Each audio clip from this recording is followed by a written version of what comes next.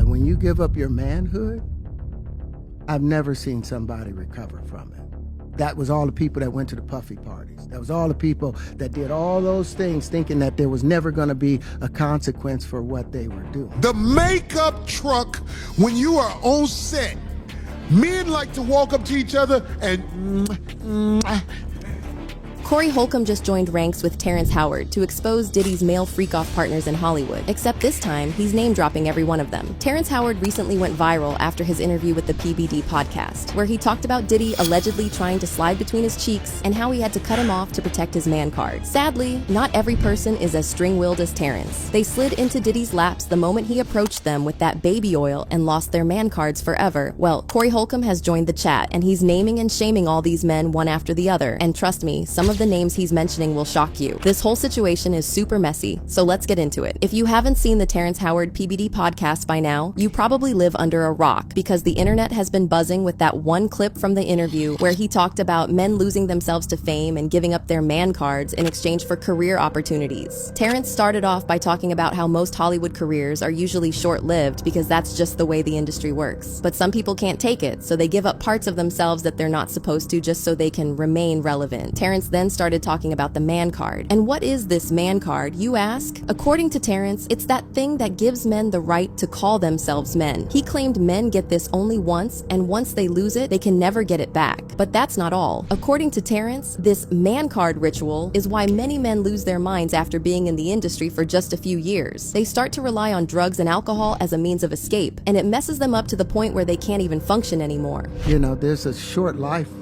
in Why do you think that is with the creative side? Well, because losing out money, you got to take drugs. You're going through so much shit to try and deal with life. You are literally, it's an unhealthy space.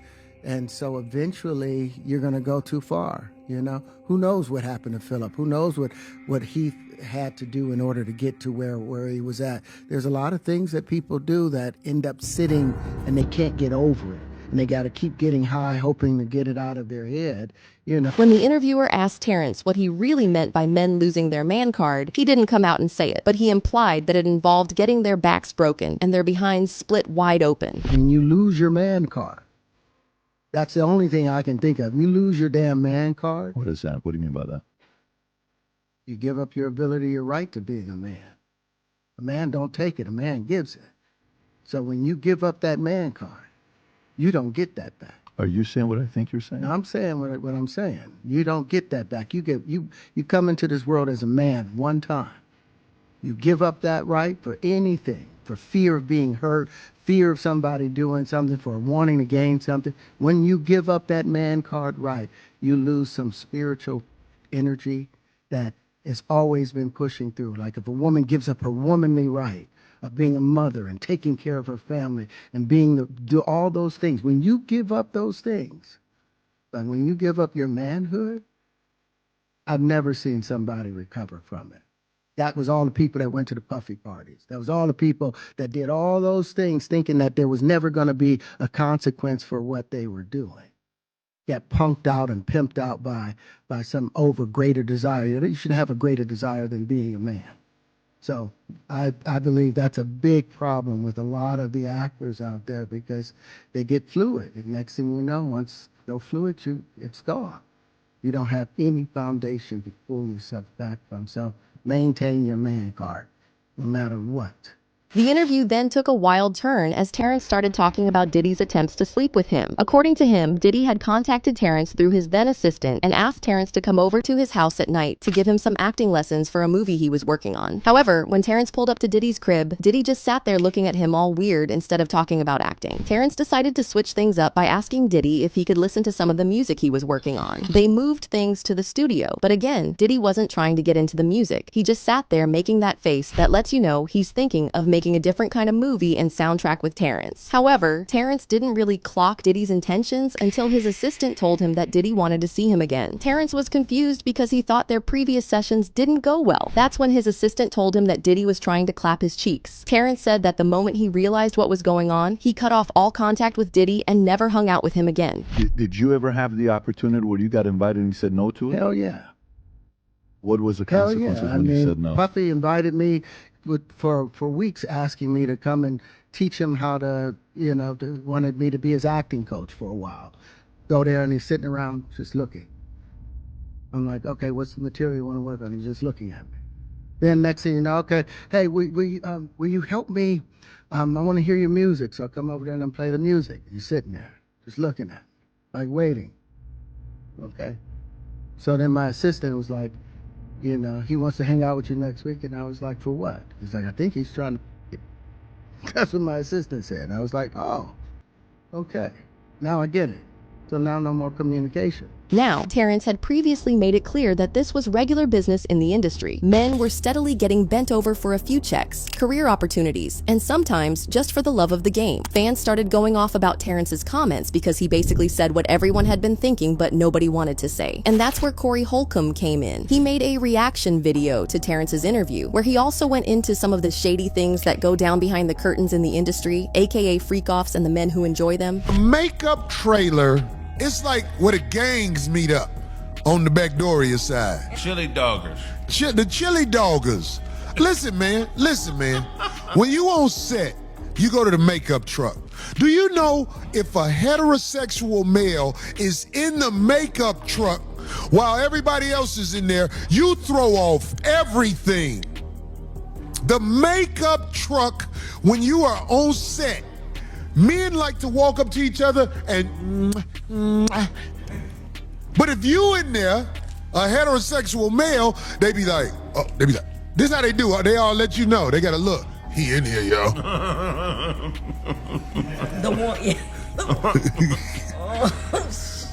The guy who likes only vaginas in here. They say it with their eyes. When you walk in the makeup thing, this is how they do it. Corey talked about how this was so normalized in the industry that you almost seemed like an outcast if you didn't want to participate. He even brought up the Fox hit series Empire, which Terrence Howard played the lead role in. He wondered if Terrence ever felt out of place on the set as a man who didn't want to compromise his values. I would love him to come on the show because you know what I want to ask him? How was you able to work on the set of Empire as a heterosexual man? I know you were hated upon if you wasn't part of the Brown Hotel Rag crew. That's some funny ass. I'm just saying, if you're not part of the disposable hotel rag mob, not gonna fit in on the set. If y'all remember, there were rumors surrounding the Empire cast and how there was allegedly a lot of man-on-man action among the show's lead stars. 50 Cent actually trolled the show when the last season dropped, saying, "There are 3 million less viewers who tuned into last night's Empire episode. Did you watch it? We could not take the extra gay stuff or celebrity stuff last night." 50 got dragged for filth for this comment, but later made it clear that he wasn't bashing the show's gay storylines. Instead, he was talking about the sinister things the actors allegedly had to do to get their roles. He said, "It must be a slow news week. They're gonna say 50 said Empire lost 3 million viewers because of too much gay stuff. He only said cookie call me, but the kid is going to F up the show. Now everyone is waiting for power. I told him to lay low." 50 never gave any more details about what he really meant. But just a few years later,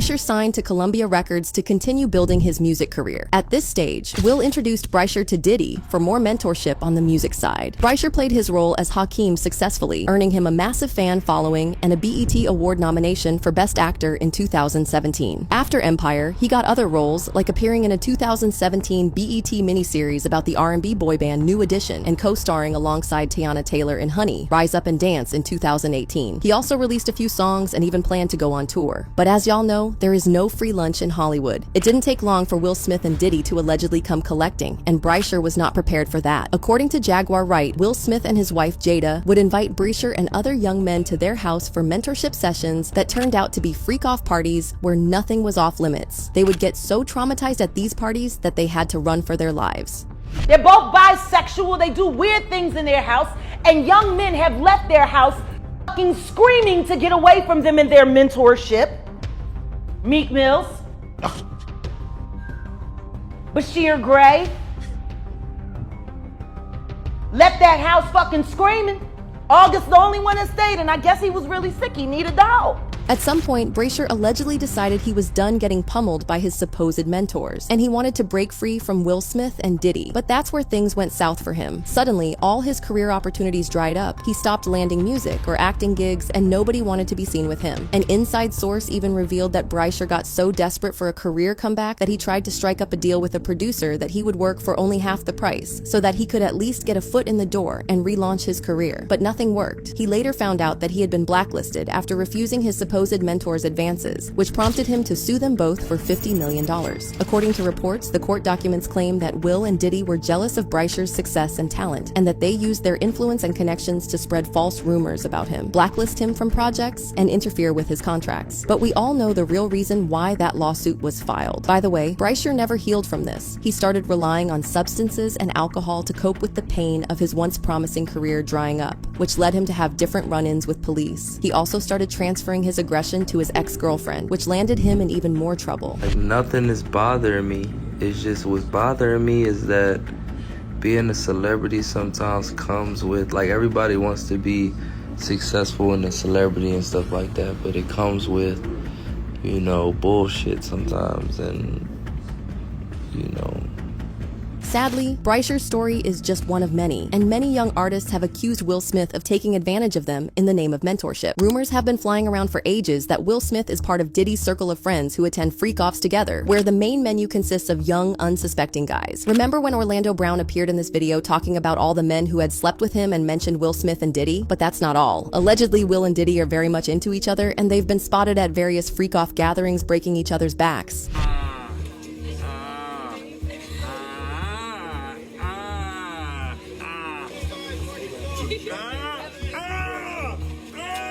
That is a man hand. That's a man hand. Hey, that pressure change to y'all. Only a man knows what a man needs.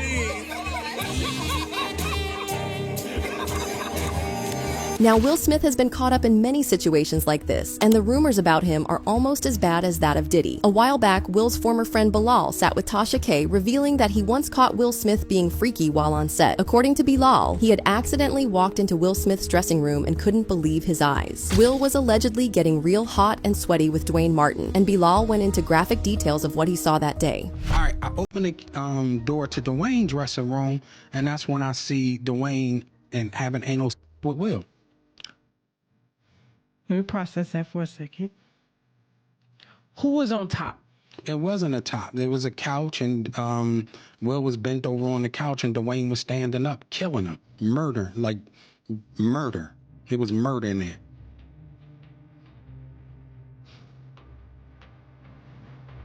Okay. What did you do? I froze. See, I'm not used to seeing. Listen, it's traumatizing. Like I've never seen it. I don't watch gay. You know, I never seen a man, another man. Will Smith was bent over. And Dwayne was killing him. Condom? I don't know. I don't. You didn't look at that. Listen, even when I was with the deer and headlights, and I finally said, "Oh shit," When it comes to Diddy, there have been rumors floating around that he hosts these exclusive parties where only men are allowed to come, and they are allowed to do whatever they want with each other. Last year, Diddy's former bodyguard, Gene Deal, spilled the tea about how Diddy and these guys go to Turkish baths where they can get as freaky as they like without the prying eyes of the media. Wait outside of Turkish baths for them? You know what they do in the Turkish baths? No, I don't. Oh, you don't? Okay.